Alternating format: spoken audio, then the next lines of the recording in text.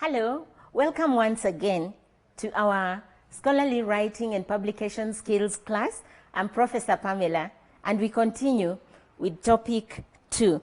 In the previous lesson, topic 1, we were looking at studying and writing at postgraduate level. And during that time, we were able to identify the appropriate literature. We were also able to look at how we can make notes and record excerpts and the approaches to critical reading. Now, in our topic 2, we are going to look at different aspects of academic writing. And here we are going to look at how to recognize your voice in academic writing. How do you identify your voice in academic writing? Remember when we were talking about how to identify the literature that you're going to use, we emphasized on the importance of internalizing that information. Now, how do you identify your voice in that information? The internalization that we were emphasizing on in topic 1 now becomes important, very, very relevant when it comes to recognizing your voice in academic writing. Now, a writer's tone, the choice of words, the selection of the subject matter, and even the punctuations, and the authority in your voice will enable your audience to know exactly what you are talking about, whether you like it or not. And how an author writes conveys their attitude, it conveys their personality, and even their character. The author's voice is often so distinctive that it's possible to identify the author by merely looking at the selection of the words in their work. Now, the voice is important, and majorly because your writing should have as much personality as you do. This can be direct or indirect. A strong voice will help you make every word count. It will also help you to establish consistency. It will help you to grab the attention of your readers and to establish a relationship with your readers. For this particular chapter, we are focusing on the following concepts as they apply to recognizing an author's voice. The first issue we will focus on is ontology. Then secondly, we will look at epistemology. And we will also focus on positionality. However, we also have to look at collaborative writing. Sometimes you have to write with other people, and that is what we refer to as collaborative writing. Now, when undertaking research, it is important to consider the different research paradigms, and matters of ontology, matters of epistemology, and axiology will apply in this case. As master's students, it will be expected that you should be able to look at issues of ontology, issues of epistemology, and issues of axiology.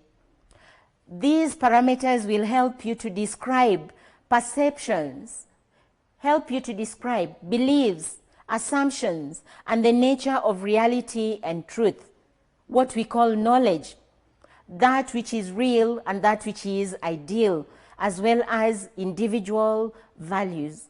When you go out to the field to collect your data, those are the things that you will be focusing on. You will look at perceptions, you will look at beliefs, you look at values, and that is why it is important that we look at these parameters. They can influence the way in which the research is undertaken, from the design of the study all the way to the conclusions of that particular study. So we begin by looking at ontology. What is ontology? Ontology, the word comes from two Greek words, onto, which means existence or being real, and the word logia, which means study. It is the philosophical study of nature, the philosophical study of being, becoming, or coming into existence, the study of reality. It is part of the major branch of philosophy that is known as metaphysics.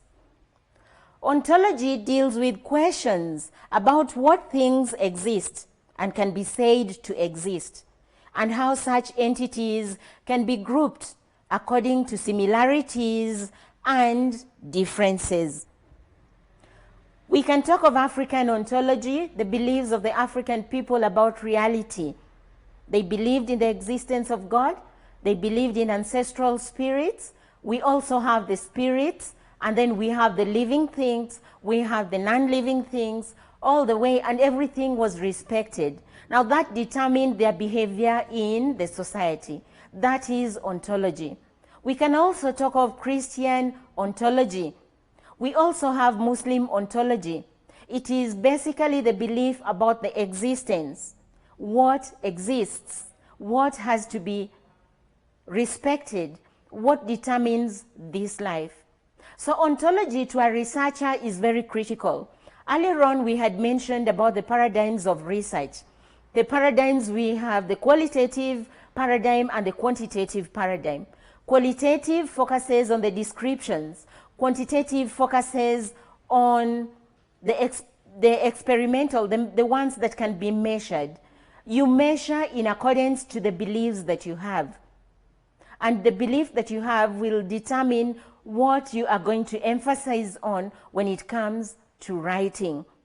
And that is why ontology is very critical to the postgraduate students, because it will determine the approach, the paradigm that you're going to utilize when it comes to carrying out your research work.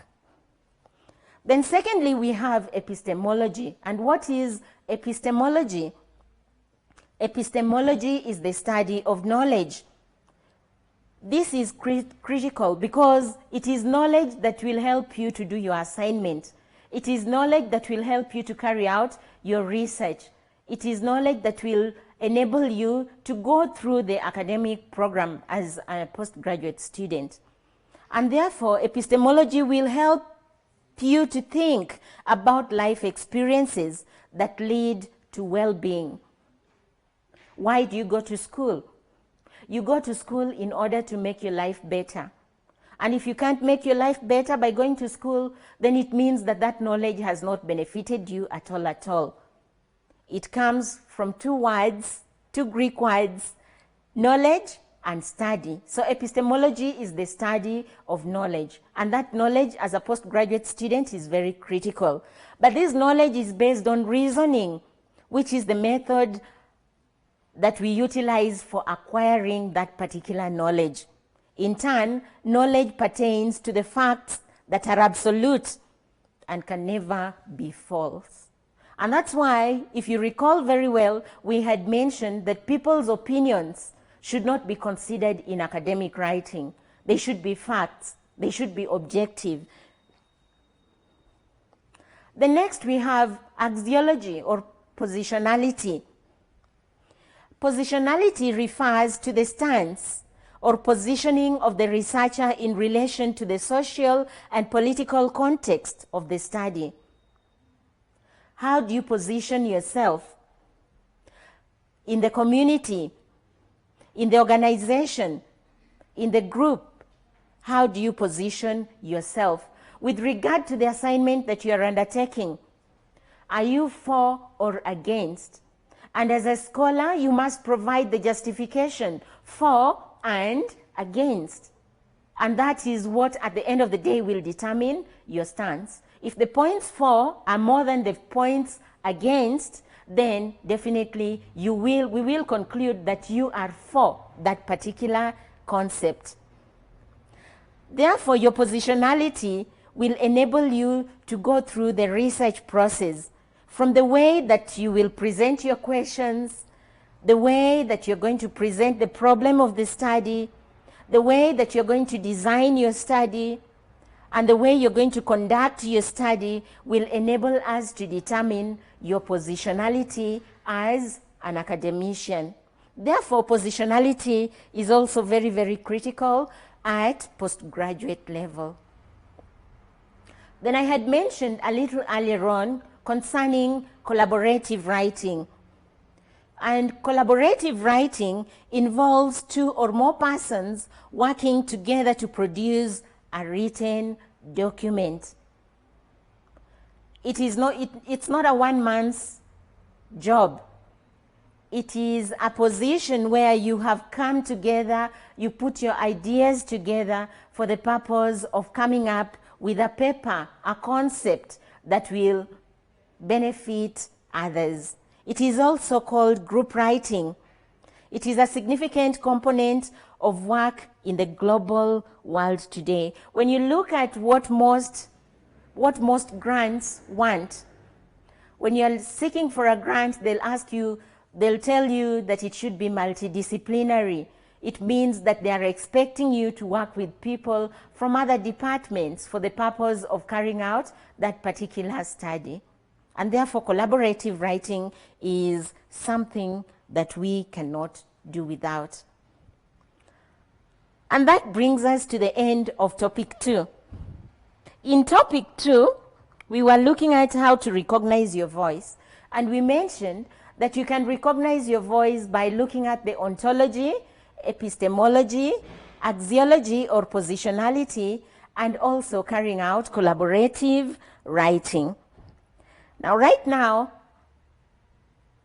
I would like us to look at topic 3, and the title for topic 3 is Writing Tips and Traps. As a postgraduate student, what are some of the tips that are essential in academic writing? And what are some of the traps that you're likely to get into in the process of writing? Now, writing, just like any other skill, is learned. One can learn to do it better. The more you write, the better you become. Now, some of the tips that I have provided for higher education writing include: first, allocate a space at home and at work for your writing and reading materials. You have joined the master's class.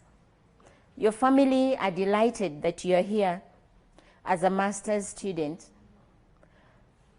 You need to allocate a space at home for the purpose of carrying out your studies, and have at least 1 or 2 hours every day for the purpose of studying.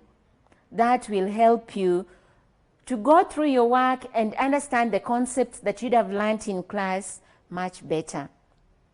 Then secondly, write often. Do writing. Write about ideas, write about things that you see, write about your experiences. The more you write, the better you become at it. Then also, when you're writing, do not just type on your laptop. Write manually first on paper. Do the writing on paper, because it is believed that you will write according to how you think. And sometimes, if you're not very fast in typing, some of the ideas will fly away. So it is advisable that you write using a pen, and then later on type the ideas that you'd have written on your laptop. Then as you write, keep your paragraphs short. Why is it important to keep your paragraph short?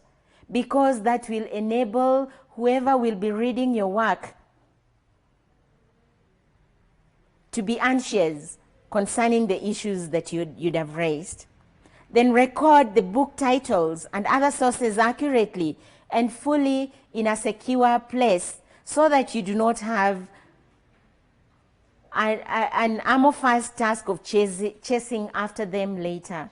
That will help you when it comes to your referencing. You will be able to refer to them in good time.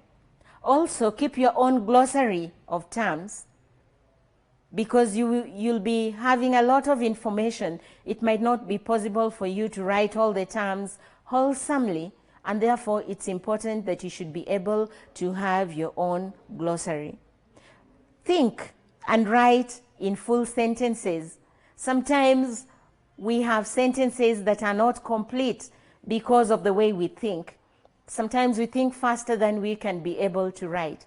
But when you do not write your sentences in full, then definitely you'll miss out on something that is very, very critical.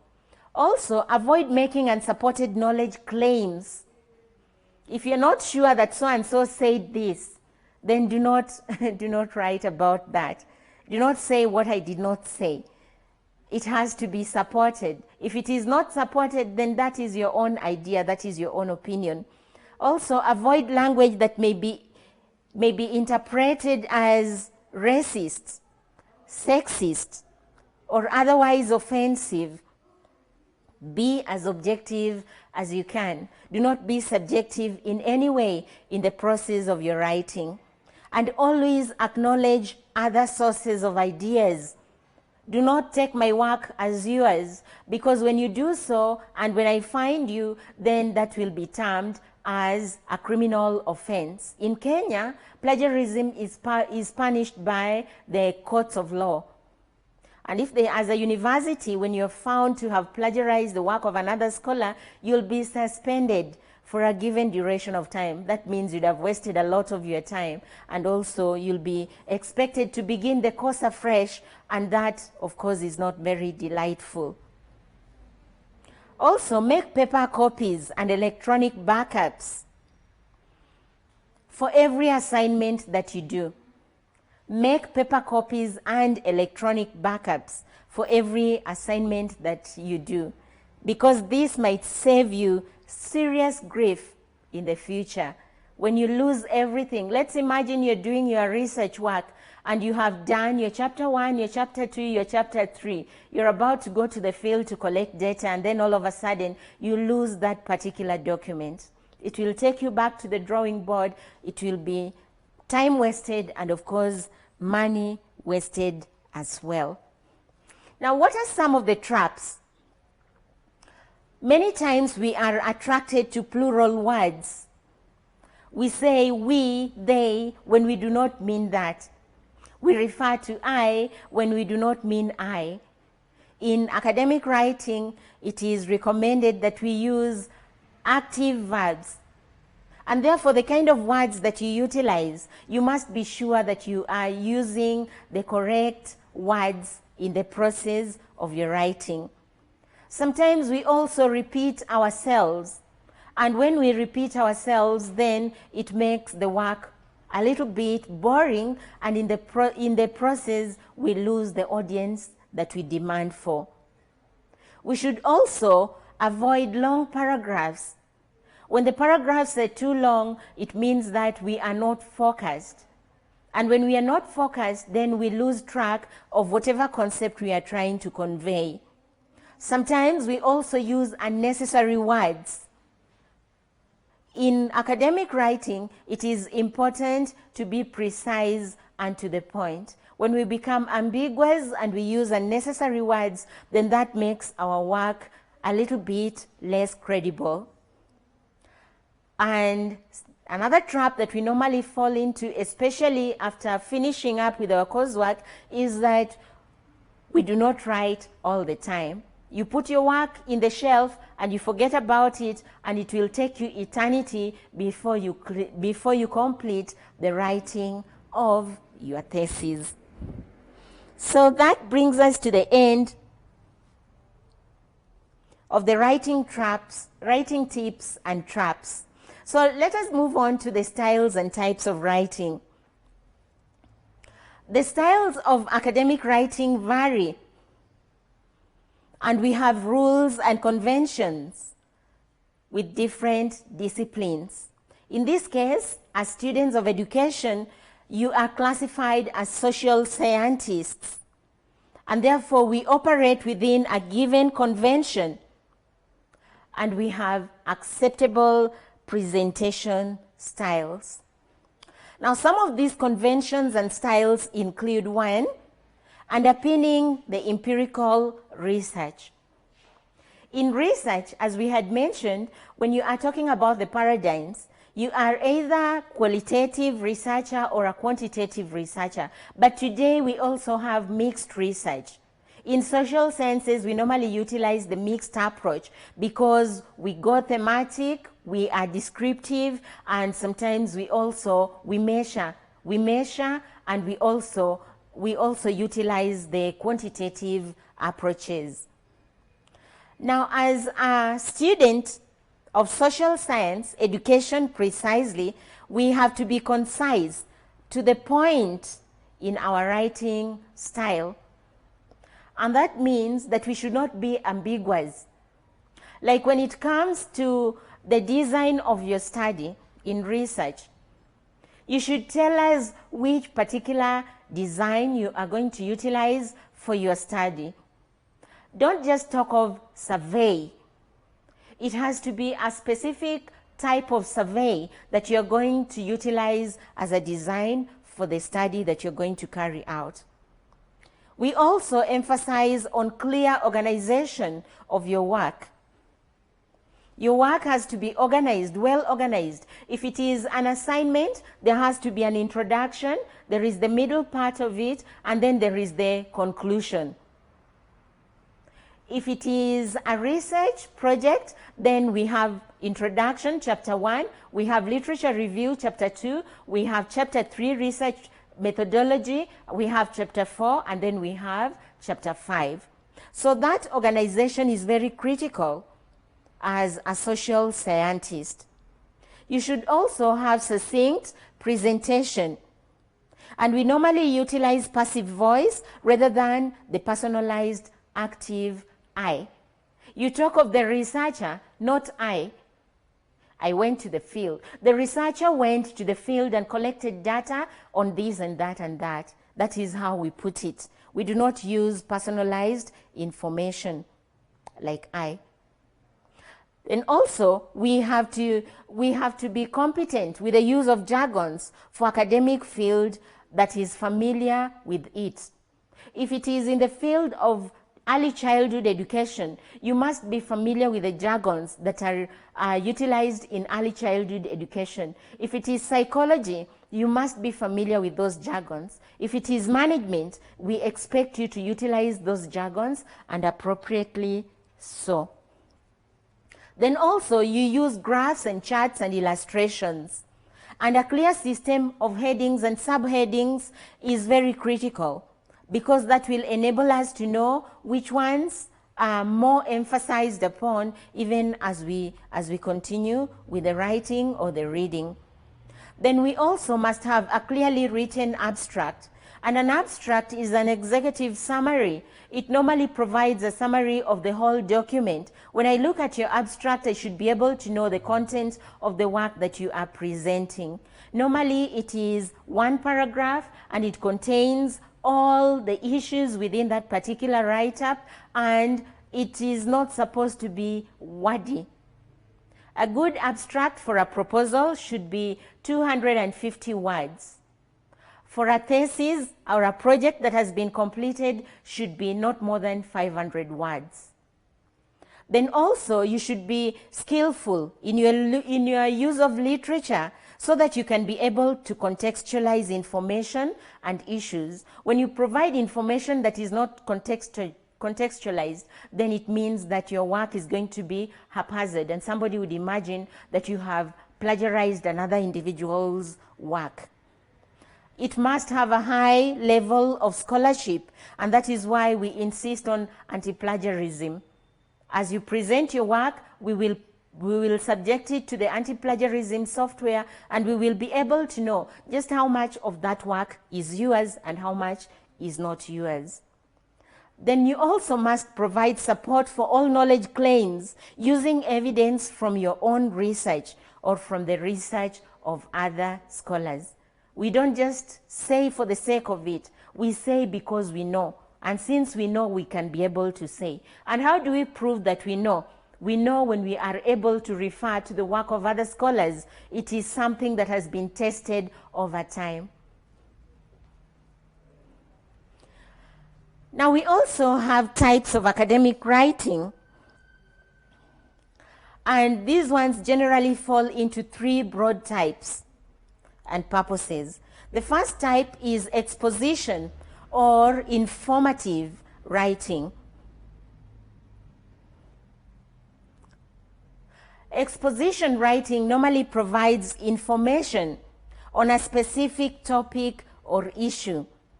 It tries to explain a given process. It tries to explain the cause-effect relationship. It compares and contrasts. It analyzes given issues. It interprets. It also shows the problem or the solution to that particular work. Such kind of a writing is referred to as an informative or an exposition writing. It opens your eyes. Then secondly, we have persuasive writing. Persuasive is utilized to convince the reader of the worth of a particular argument or a viewpoint.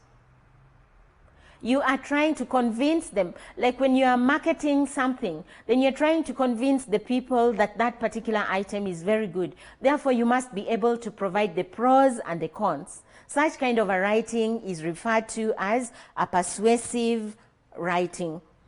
And lastly, we have the narrative. And narrative writing, we utilize it to outline the linear development of a subject. You explain from the beginning to the end. That is a narrative writing.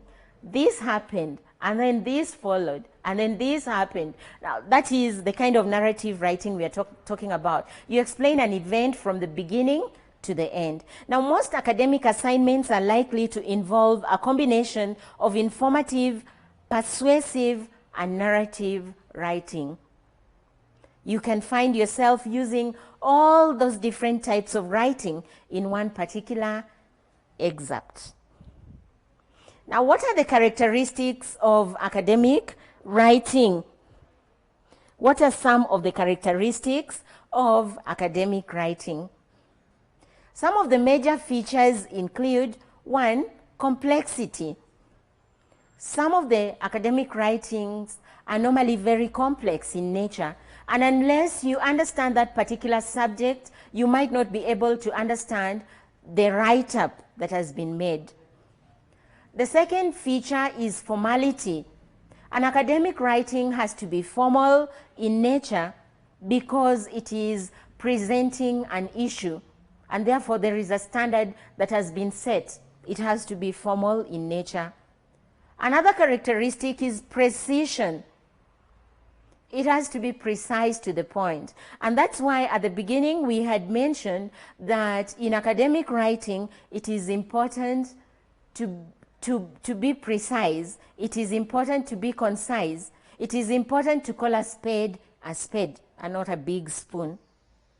Then the element of objectivity is very critical, where you talk about an issue away from you, detaching yourself from it without including your emotions in that particular write-up. The opposite of objectivity is subjectivity, and therefore we discourage subjectivity. And allow me to mention, and that is one of the reasons why we discourage students from carrying out research at the background of their homes. Carry out research away from home so that you'll be able to objectively talk about the issues without attaching your emotions to the issues that you'll be raising. Another key feature is explicitness and accuracy. That is very, very important, because the information you're providing will be for an audience, and it will be expected that that particular audience should be able to use that information for their development, either personal development or community development. Another feature of academic writing is responsibility. When you write about something, you must be convinced that that is the truth. If you think otherwise, that it is not true, then don't write about it, because it will be expected that you take responsibility for that which you write. It is also supposed to be well organized, and it is supposed to be planned for. So those are some of the characteristics of academic writing that we can utilize for our postgraduate work. And that brings us to the end of topic 3. These televised lectures supplement our robust online learning going on our EMCU online platform. You can view more on our televised lectures via our online platform. We are in a digital era, and Mount Kenya University knows this. The following are the steps to follow so as to complete your online application. Download the application form from the website www.mku.ac.ke. Attach copies of your academic certificates and ID. Pay the application fees via M-Pesa pay bill number 270988. Your ID is the account number. 2,000 shillings is the charge for a postgraduate. You can also deposit in the bank accounts provided on the website. Then email all the above to apply@mku.ac.ke.